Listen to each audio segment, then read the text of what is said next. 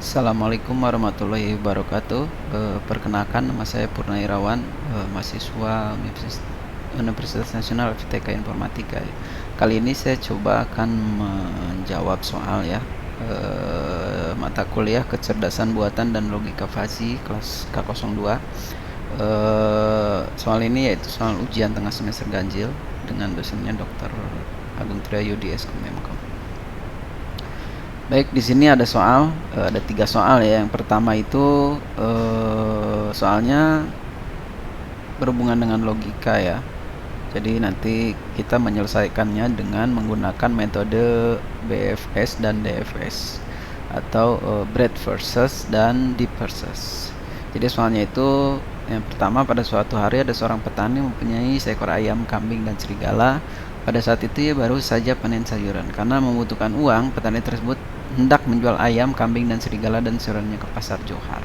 Untuk sampai di pasar Johar, ia harus menyeberangi sebuah sungai. Nah, permasalahannya di sungai itu hanya tersedia satu perahu dan hanya bisa memuat petani beserta 2 penumpang lainnya, mau petani ayam dan kambing, petani ayam dan serigala, atau dan sayuran.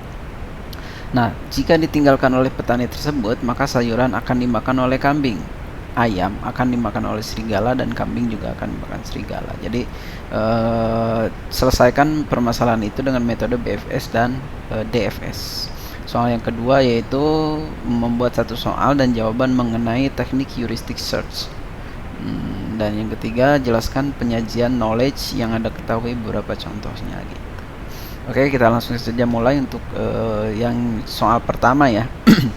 Jadi kita bisa coba simbolkan untuk petani itu dengan P, serigala S, kambing K, sayur itu SY, dan ayam itu A. Nah, untuk keadaan awalnya itu di inisialnya itu petani serigala, kambing, sayur, dan ayam itu. Nah, dan ini keadaan akhir atau goalnya itu. Oke, yang pertama itu kita coba selesaikan dengan BFS atau breadth versus ya. Jadi untuk algoritma sendiri, yang pertama itu masukkan simpul akar ke dalam antrian Q. Jika simpul akar sama dengan simbol solusi atau goal node, maka dia stop. Dan yang kedua, jika Q kosong tidak ada solusi, itu stop. Nah, yang ketiga, ambil simpul V dari kepala antrian, bangkitkan semua ke anaknya itu turunannya itu. Jika V tidak mempunyai turunannya lagi atau anak lagi, kembali ke langkah 2 yang kembali lagi ke atas, tempatkan semua anak dari V di belakang antrian. Dan yang ketiga, jika suatu simpul anak dari V adalah simpul solusi, maka solusi telah ditemukan. Kalau tidak, kembali ke langkah 2 atau ke atas. Nah, ini di bawah itu ada keadaan awal ya. Ini keadaan awalnya dan ini keadaan akhirnya. Jadi nanti di yang hijau ini ada petani, serigala, kambing, sayur, dan ayam, itu harus pindah ke yang berwarna merah ini. Seperti ini ya. Oke, kita mulai. Nah, jadi keadaan awalnya itu ada petani, petani, serigala, kambing, sayur, dan ayam. Itu di sebelah kiri ya. Di yang warna hijau itu, dan nanti harus pindah ke yang warna merah. Nah, kita lihat. Nah, ini untuk yang pertama, langkah pertamanya itu kita memindahkan sayur dan serigala ke yang merah. Jadi di yang hijau itu, di keadaan awalnya itu ada petani, ayam, dan kambing, dan di sebelahnya itu sudah ada sayur dan serigala. Kemudian di yang ketiga itu petani, sayur, dan serigala, dan di yang keadaan awalnya itu ada ayam dan kambing. Lanjut, di keadaan yang awal itu hanya kambing, dan di keadaan akhirnya itu ada petani, ayam, sayur, dan serigala. Nah, di sini itu sampai sini dia pasti ada anaknya lagi. Nah, itu simpul yang ini ya. Yang tadi kan di sini ada ketentuan ya. Oke, kita lanjut ke yang step kelima. Di situ ada petani, ayam, sayur, dan kambing di keadaan awal, dan di keadaan akhirnya itu hanya ada sayur. Jadi dari langkah keempat itu yang ayam dan serigalanya itu kembali ke keadaan awal. Untuk langkah keenam itu ada petani, ayam, sayur, dan kambing. Sedangkan di keadaan akhirnya itu hanya ada serigala di situ. Nah, yang memungkinkan untuk turunannya itu di step ke 5 Itu di state awalnya itu ada kambing, petani, ayam, serigala dan sayur. Kemudian di yang keduanya itu di level yang ini ya, itu di node ke-8 itu ada sayur di keadaan awal, dan keadaannya ada petani, ayam, sayur dan kambing gitu. Nah di node 6 itu ada turunannya juga, itu masuk ke level selanjutnya. Situ di node ke-9 kita bisa lihat ada petani, ayam, kambing, dan di keadaan akhirnya ada sayur dan serigala. Nah untuk di node ke-10 itu ada sayur di keadaan awal, dan di keadaan akhirnya ada petani, ayam, serigala dan kambing. Oke, kemudian yang paling memungkinkan itu yang bisa diturunkan lagi itu yang masih lanjut ya, dia tidak stop di situ karena queue-nya tidak kosong di situ kan. Di sini kita bisa lihat di algoritmanya, jika queue kosong tidak ada solusi stop gitu. Nah yang di 8 ini ada solusi dan dia masih bisa lanjut lagi. Di situ kita lihat ada petani, ayam, kambing dan serigala di keadaan awal, dan keadaan akhirnya itu sayur. Di sebelahnya yang ke node 12 itu di keadaan awal ada petani, sayur, dan keadaan akhirnya ada ayam, sayur dan kambing. Nah di sini yang di 10 juga masih memungkinkan, dia queue-nya tidak kosong ya. Jadi bisa ada turunannya, di keadaan awalnya itu petani, sayur dan serigala, dan keadaan akhirnya itu ada ayam dan kambing. Kemudian di level yang ini antara 11, 12, 13 itu yang paling memungkinkan, masih ada turunannya itu di node 12. Kita bisa lihat di node 14 itu ada sayur, dan di keadaan akhirnya itu ada petani, ayam, di 14 ini yang keadaan awalnya itu ada serigala, di akhirnya itu ada petani, ayam, sayur dan kambing. Dan kemudian ini di keadaan awalnya sudah tidak ada ya, dan semua sudah berpindah ke keadaan akhir. Di keadaan akhir itu sudah sama, kita lihat di sini sesuai dengan keadaan akhir. Petani, sayur, kambing, petani, serigala, kambing, sayur dan ayam sudah berpindah semua ke akhir, dan ini sesuai dengan goal kita di situ. Oke, jadi kesimpulannya untuk BFS ini kita kembali lagi ke BFS ya. BFS itu kan dia mencari berpindah node dan ke level-level selanjutnya gitu, dalam satu level gitu. Maksudnya jadi dari kita bisa lihat dari step pertama, kedua, ketiga, keempat, dia langsung ada turunannya itu ke node yang 5. Nah dia akan menyelesaikan di level yang ini dulu. Bila mana di level ini node-nya banyak, dia akan terus mulai dari kiri ke kanan, dia akan menyelesaikan dulu, memeriksa dulu ya node-node ini terus. Dan ke-6, kemudian yang 5 juga turun, ada turunannya lagi, levelnya lagi, terus dia ada beberapa node di sini, turun level lagi, dia ada node lagi. Nah jadi di untuk menyelesaikan soal tadi dengan BFS ini, kita bisa lihat di sini ada 1, 2, 3, 4. Nah urutannya 1, 2, 3, 4, 5, 6, 7, 8, 9, 10. Jadi dari step pertama terus kelima dia menyelesaikan dulu nih di levelnya. Jadi tidak dari 5 ke 7 ke sini, enggak.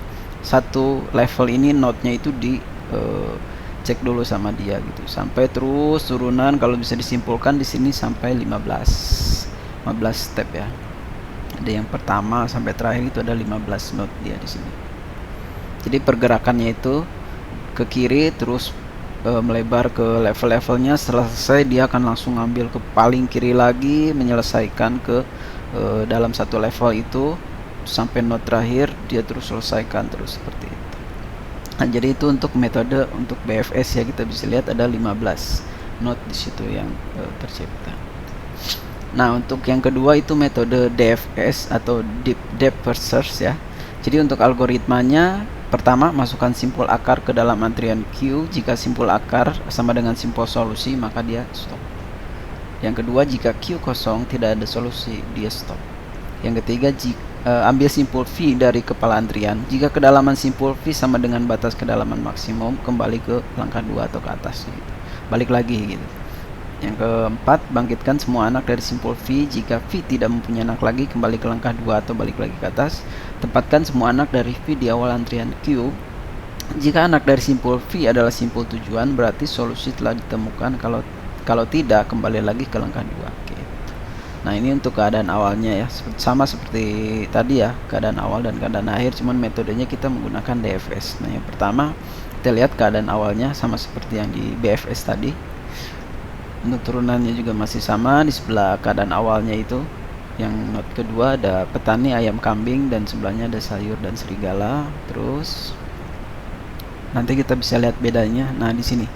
Nah, tadi kalau di metode yang sebelumnya itu kan di yang setelah 4 itu ke 5, ketika dia ada solusi, dia tidak akan memeriksa dulu ke sebelah kiri, tapi dia akan menyelesaikan dulu ke di level yang ini, di level yang ada not 5. Misalkan di sini ada lagi nih turunannya not 6, 7, jadi tidak ke kiri, dia menyelesaikan selevel gitu.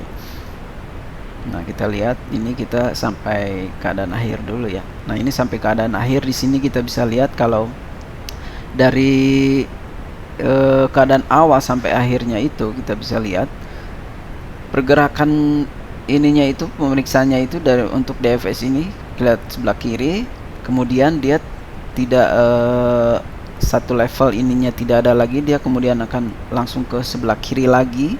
Nah, di sebelah kiri lagi tidak ada turunannya lagi, dia baru akan ke kanan yang satu level sama dia. Kemudian dari kanan ini tidak ke kanan sini, tapi dia akan terus ke kiri, memeriksa dulu. Kalau di 6 misalkan ada turunannya, dia akan turun dulu ke turunannya 6 ini. Mungkin ada turunannya lagi, terus dia akan turun. Tapi karena 6 sudah stop di situ, maka dia akan langsung ke yang not sebelah kanan yang 7 ini terus sampai terakhir ya. Di sini 9 karena nggak ada turunannya lagi, tapi nggak ada ke kanan gitu kan, dia akan terus memeriksa sampai di goals ya, keadaan akhirnya tuh seperti ini. Jadi kalau bisa dibandingkan untuk DFS ini, untuk metode ini sangat cocok ya digunakan untuk menyelesaikan soal tadi, sangat cocok menggunakan metode untuk DFS karena bisa lihat di situ hanya yang tadi itu ada sekitar 15 ya, ini ada 11. Nah, jadi untuk menyelesaikan soal yang pertama gitu. Nah, soal yang kedua tadi kan contoh dengan heuristic search ya, contoh soal dan jawaban dengan heuristic search. Di sini saya coba menyelesaikan egg puzzle, yaitu dengan base versus metodenya itu A star ya, di sini A star gitu. Nah, jadi kita bisa lihat contohnya itu ada initial state di sini, keadaan awal, dan ini goal state-nya. Ini goal state, keadaan akhir, dan ini keadaan awal. Dimana kita harus menyelesaikan permasalahan ini menjadi ini. Jadi bikin puzzle-nya itu biar beraturan kayak ini kan, 1 2 3 4 5 6 7 8. Ini goal state-nya. Terus di sini ada juga rumus logikanya. Ada Fn sama dengan Hn tambah Gn. Jadi Fn itu nilai heuristiknya gitu.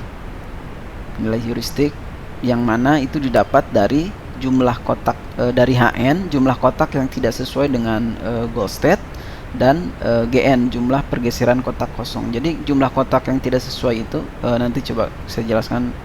Kita keluarkan dulu yang pertama. Nah, ini initial state-nya dulu. Jadi keadaan awal ya. Ini kan sama nih keadaan awal nih. Nah, di sini kita coba lihat Hn-nya dulu. Hn itu jumlah kotak yang tidak sesuai dengan goal state. Mungkin jumlah angkanya ya. Jadi angkanya yang tidak sesuai dengan ini. Kita bisa lihat di sini, kita bandingkan yang ini initial state dengan goal state. Ini kita bisa bandingkan. Jadi yang tidak sesuai ya. Jadi angka yang tidak sesuai di kotak sesuai dengan goal state. 1 2 3 sesuai. Nah, ini 4 kan harusnya di sini nih. Tapi ini kan di sini tidak sesuai, kita kasih lingkaran, kemudian 6 sesuai, 7 sesuai, 5 ini tidak sesuai, seharusnya 5-nya di sini, dan 8 juga tidak sesuai, harusnya 8-nya di sini. Oke, itu yang untuk Hn-nya berarti ada 4, 5 dan 8. Jadi ada 3 yang dia tidak sesuainya.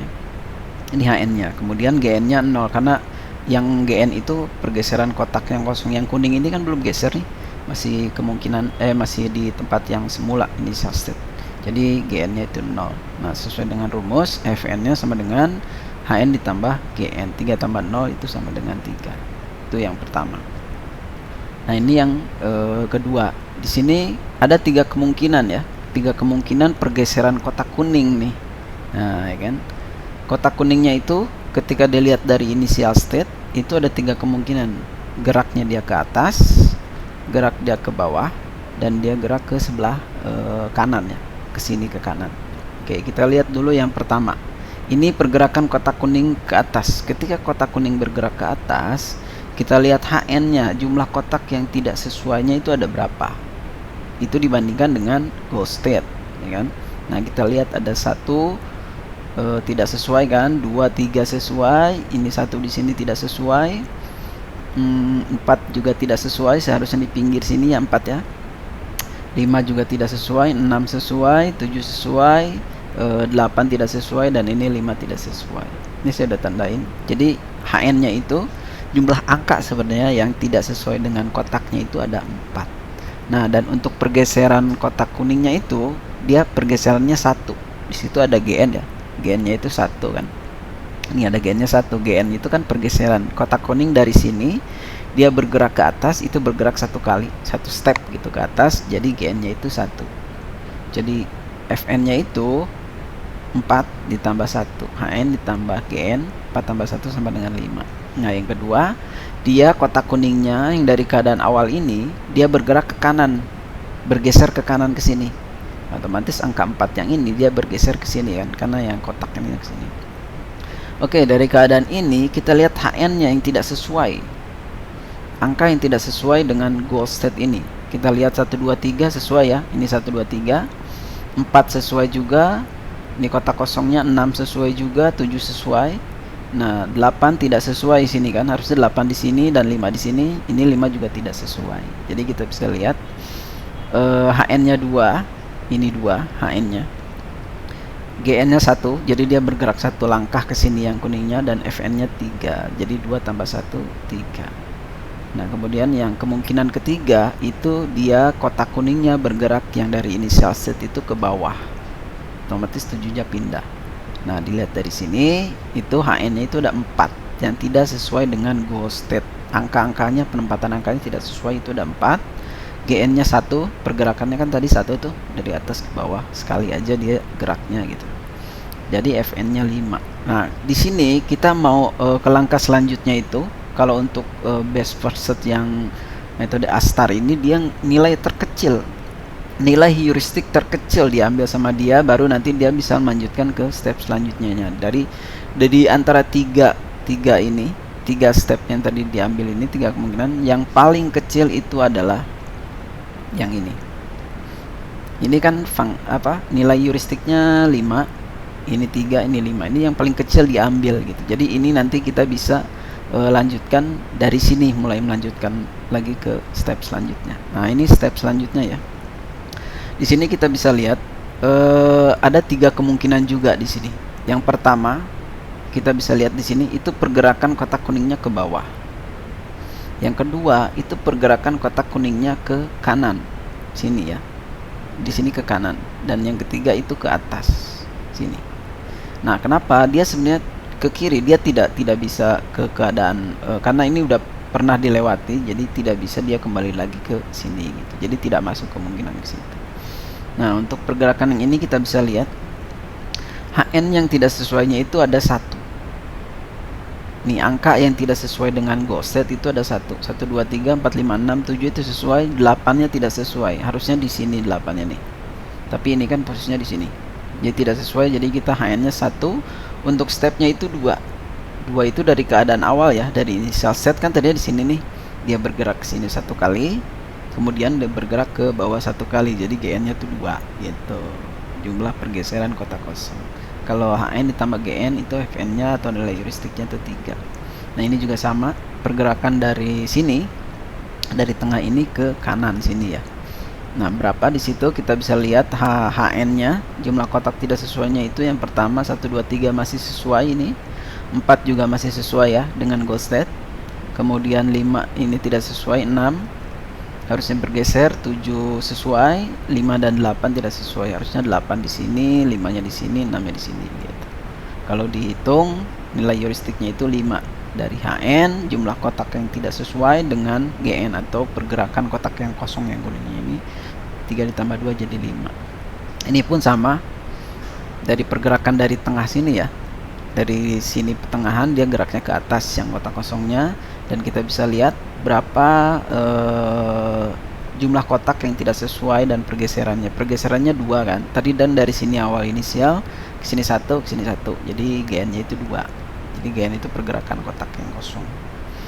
Untuk nilai heuristiknya kita bisa lihat di sini dapatnya itu 5 antara jumlah kotak yang tidak sesuai ditambah dengan pergerakan kotak kosongnya. Nah, dari sini kita bisa lihat yang nilai paling kecil itu, nilai heuristik paling kecil itu ada di sini. Karena yang ini 5, ini 5 dan ini 3 gitu. Jadi kita bisa melanjutkan ke langkah selanjutnya di sini.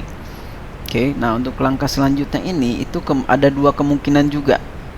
Nah, yang pertama itu kemungkinan pergerakan kotaknya itu ke kiri, ke kanan sorry, dan ini ke kiri. Kita nggak bisa lagi kembali ke atas lagi karena itu kembali lagi ke keadaan yang seperti ini. Makanya kita lanjut ke hanya ada 2 kemungkinan, ke kiri dan ke kanan. Nah, sekarang kita coba lihat dari sini itu pergerakan dari kotak yang kuning itu ya, dia gerak ke kanan, otomatis 8-nya ke sini. Nah, di situ HN-nya berapa yang tidak sesuai? 0. Karena semuanya sudah sesuai dengan goal state. Kita bisa lihat ini 1 2 3 4 5 6 7 8 itu sudah sesuai dengan goal state. GN-nya tadi pergerakannya 3 kan, dari mulai initial state dari sini 1 ke sini 1 terus ke bawah terus ke kanan, itu 3 kali dia GN-nya, dari FN-nya itu nilai heuristiknya itu 3. Nah, ini tidak dilanjutkan karena dia sudah menemukan goal state-nya di sini. Jadi dia sampai sini itu udah berhenti goal state-nya gitu. Jadi mudah-mudahan yang simpel ini dengan bahasa saya begini mudah-mudahan kita paham ya semua. Nah, oke, jadi kesimpulannya kita bisa lihat dari initial state sampai dengan goal state itu berapa langkah gitu kotak kuningnya. Jadi kita lihat yang pertama inisial seperti ini, kemudian kotak kuningnya itu bergeser ke kanan 1 kali, kemudian dia bergerak ke bawah 1 kali, kemudian bergerak lagi ke kanan 1 kali, sehingga 1 2 3. Jadi ada 3 langkah ya, kayak ini kotak yang hijau nih 1 2 3 untuk pergerakan ke kanan, dan sampai dari initial state sampai ke goal state. Jadi itu jawaban untuk soal nomor 2. Contoh soal nomor 2 ya, berikut jawabannya. Jadi untuk menyelesaikan egg puzzle ini metodenya dengan base versus, dan metodenya A-star di sini. Ini heuristik ya, heuristic search. Nah, kemudian jawaban soal nomor 3 gitu. Jadi di sini soal nomor 3 itu beberapa penyajian knowledge, berikut contohnya kan. Jadi yang pertama itu menggunakan logika ya. Penyajiannya itu dengan logika. Logika itu suatu pengkajian ilmiah tentang serangkaian penalaran, sistem kaidah dan prosedur yang membantu penalaran. Komputer harus dapat menggunakan proses penalaran deduktif dan induktif, oke? Nah, di sini ada penalaran deduktif, Di sini ada penalaran deduktif dan induktif. Untuk deduktif itu bergerak dari penalaran umum menuju konklusi khusus di situ. Jadi umumnya dimulai dari suatu silogisme atau pernyataan premis dan inferensi contoh. Nah, di sini untuk deduktif sendiri itu kan bergerak dari penalaran umum ya. Istilahnya ruang lingkupnya umum itu besar menuju ke ruang lingkup yang agak sedikit kecil gitu. Untuk contohnya di sini ada premis ya. Premis di sini ada premis mayor, jika hujan turun saya tidak akan kuliah, dan minornya hari ini hujan turun. Nah, untuk konklusinya oleh karena itu hari ini saya tidak akan kuliah. Jadi kalau hujan turun saya nggak akan kuliah. Nah, hari ini kebetulan hujan, ya udah saya nggak kuliah gitu. Kalau bahasa umumnya sih kayak begitu, kalau bahasa sehari-hari ya. Nah, yang kedua itu contoh untuk penalaran induktif ya. Penalaran induktif itu bergerak dari masalah khusus ke masalah umum, kebalikan dari yang deduktif tadi. Jadi menggunakan sejumlah fakta atau premis yang mantap untuk menarik kesimpulan umum gitu. Untuk contohnya di sini kita bisa lihat ada premis 1 itu dioda yang salah menyebabkan peralatan elektronik rusak. Terus premis yang kedua, transistor rusak menyebabkan peralatan elektronik rusak. Kemudian ada premis ketiga, IC rusak menyebabkan peralatan elektronik tidak berfungsi. Jadi untuk konklusinya, maka peralatan semikonduktor merupakan penyebab utama rusaknya peralatan elektronik. Kalau bisa dilihat di sini, ini dari masalah khusus ke masalah umum. Kita bisa lihat dioda, transistor, dan IC itu kan khusus ya. Terus dia di konklusinya itu dibilangnya peralatan semikonduktor di sini. Jadi tidak disebut lagi dioda, transistor, IC gitu, karena dioda, transistor, dan IC itu termasuk semikonduktor gitu. Jadi dari masalah khusus nih satu-satu dioda, transistor, IC itu ke masalah umum semikonduktor, peralatan semikonduktor gitu. Ini menyebabkan peralatan rusak. Nah, untuk penyajian yang kedua itu yang menggunakan penyajiannya penyajian knowledge dengan jaringan semantik atau semantic nets. Atau jaringan semantik adalah teknik representasi dalam artificial intelligence klasik untuk informasi proporsional. Nah, ini contohnya ada. Contohnya yang pertama, Budi adalah IT dan bekerja untuk Purna. Kita bisa lihat di sini, Budi bekerja untuk Purna. Budi adalah IT di sini kan, dan bekerja untuk Purna. Kita lihat nih hubungannya. Yang kedua, di sini kita bisa lihat yang kedua itu Purna dan Budi bekerja di PT Milenia. Nah, ini Budi, ini Purna bekerja di PT Milenia. Kemudian kita lihat yang ketiga, PT Milenia berlokasi di Jakarta Selatan. Nah, PT Milenia berlokasi di Jakarta Selatan. Oke. Dan yang keempat, Jakarta Selatan terletak di Provinsi DKI Jakarta. Oke, ini Jakarta Selatan terletak di Provinsi DKI Jakarta. Selanjutnya, Purna adalah seorang manajer. Nah, nanti dari sini Purna itu akan keluar seorang manajer. Oke. Selanjutnya, Budi memiliki tubuh kurus. Oke, kita lihat Budi di sini memiliki tubuh kurus. Nah, memiliki tubuh kurus. Terus nih. Selanjutnya, seorang manajer biasa memiliki sebuah mobil. Nah, sini kan ada manajer nih. Seorang manajer biasanya memiliki sebuah mobil. Oke. Dan selanjutnya, seluruh karyawan PT Milenia memiliki NIP atau nomor induk pegawai. Sini PT Milenia seluruh karyawannya memiliki nomor induk pegawai. Dan yang terakhir, Budi tinggal di Jakarta Timur. Nah, ini Budi tinggal di Jakarta Timur. Nah, ini adalah satu contoh dari jaringan semantik atau semantic net. Kenapa disebut jaringan? Karena bentuknya seperti ini. Jaring gitu. Net. Saling berhubungan. Itu untuk soal nomor 3 bagian 2 ya.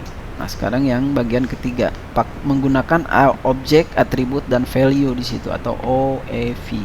Bentuk ini dapat digunakan untuk mempresentasikan semua karakteristik pengetahuan dalam semantik dan digunakan pada sistem pakar MYCIN untuk mendiagnosis penyakit infeksi. Biasanya ini bisa dipakai untuk mendiagnosis penyakit-penyakit infeksi di situ ya. Nah, yang pertama itu ada objek. Objek itu dapat berupa fisik atau konsepsi. Yang kedua itu ada atribut atau karakteristik dari objeknya itu, atributnya. Dan yang ketiga ada value, ukuran atau spesifik dari atribut dalam situasi tertentu. Contoh ini, ada objeknya itu apel. Nah, apel warna merah. Jadi objeknya itu apel, atributnya warna, dan nilainya itu bermerah gitu ya. Dan yang kedua ada apple juga. Dia atributnya tapi tipenya Macintosh. Nah, untuk bedanya apel yang pertama dan yang kedua itu yang atas itu buah ya, buah apel berwarna merah. Yang apel yang kedua itu komputer sih, produk dari Apple ya, sama-sama Apple di sini. Nah, ini Apple jumlah 100. Nah, yang ketiga ya, contoh selanjutnya itu anggur. Anggur berwarna merah. Di sini anggur tipe seedless. Nah, di sini juga ada anggur jumlahnya 100. Jadi untuk objek, atribut, value ini, jadi objeknya dulu, terus kemudian dia ada atributnya, karakteristik objeknya, dan kemudian value, ukuran spesifik. Jadi semakin dari objek itu, objek ke atribut ke value itu semakin mengkerucut ya, semakin mengkerucut. Kalau kita bilang apple doang, mungkin ada yang pasti secara umumnya itu buah. Tapi ada juga mungkin yang berpikiran kayak komputer itu kayak MacBook gitu ya, itu Apple kan, di produk-produk Apple gitu maksudnya. Nah terus dari situ dia adalah atribut warna dan tipe.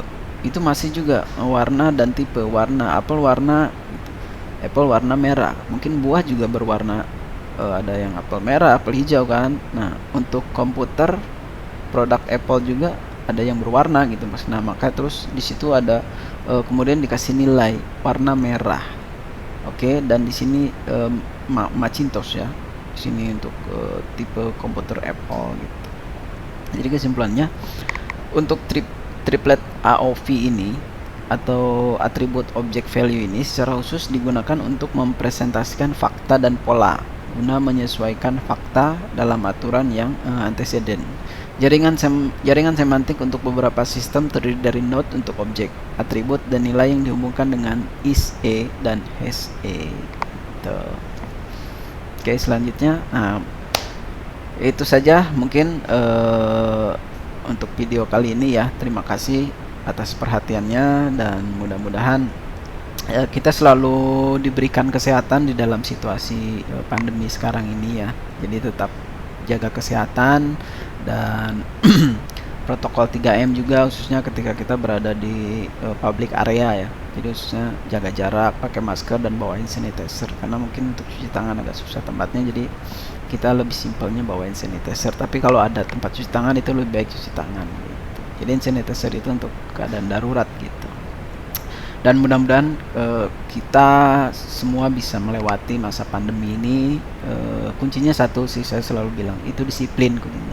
Hanya disiplin, disiplin, dan disiplin. Baik, mungkin itu saja. Terima kasih atas perhatiannya. Mohon maaf apabila ada penyampaian yang kurang tepat di sini. Itu hanya kekurangan dari saya. Terima kasih. Assalamualaikum warahmatullahi wabarakatuh.